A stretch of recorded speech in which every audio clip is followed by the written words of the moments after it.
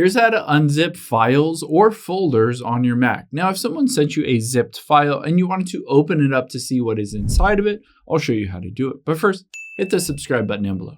It really helps me out. Thanks, guys. Now you can see on my desktop here, I have trevorsphotos.zip. Now, if I wanted to open it up, the nice thing is that Mac has a built-in unzipper. So all you need to do is double click on it.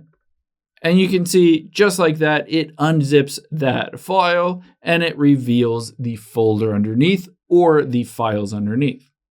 However, there is another option. You can always go to the top right on the magnifying glass and you can type in Archive Utility and tap on that. This is the app that is built in on your Mac that it uses to unarchive or unzip. From here, you can go up to File and Expand Archive. And then you can just find that zip file and hit expand. And just like that, it will do the same thing. It will unarchive or unzip that file. Hope this helps. If it did, hit the like button down below and leave a comment if you have any questions. Thanks, guys.